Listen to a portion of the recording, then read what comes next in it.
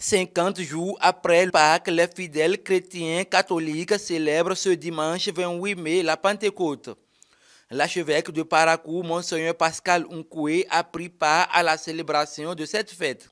Occasion saisie par le prélat pour prêcher l'évangile de Dieu et prodiguer des conseils aux nouveaux confirmants de ce jour.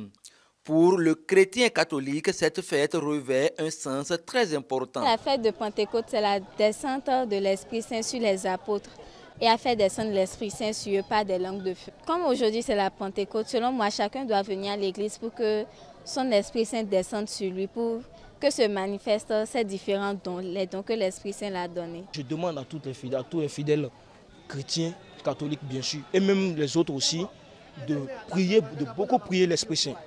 Parce que l'Esprit Saint agit en nous à travers ces dons, et sagesse, piété, crainte de Dieu, etc. Tout ça. C'est un jour de réjouissance, c'est une célébration de l'Esprit Saint que tout chrétien catholique ne doit pas se laisser passer.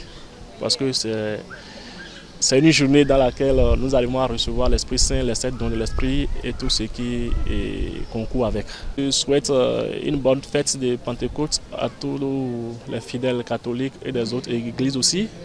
Et que je demanderai à l'Esprit Saint qu'il jaillisse dans chacune de nos maisons afin que nous puissions tous jouir des dons qu'il nous apporte. La Pentecôte est également célébrée chez les chrétiens évangélistes. Ce jour, c'est un rappel pour chacun de nous laisser remplis du Saint-Esprit. Et être rempli du Saint-Esprit, ce n'est pas rester entre les 4 murs pour faire du bruit, pour faire ceci ou faire cela. Mais nous recevons la puissance du Saint-Esprit afin d'être des témoins. Donc nous sommes envoyés. La grande mission que le Seigneur Jésus-Christ nous a confiée est d'aller répandre l'évangile, la bonne nouvelle, l'évangile qui apporte le salut. Aujourd'hui, nous avons parlé du baptême du Saint-Esprit.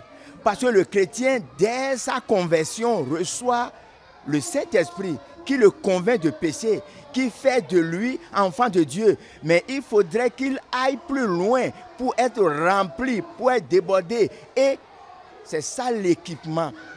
C'est ça qui fait de nous, le chrétien, capable de servir efficacement.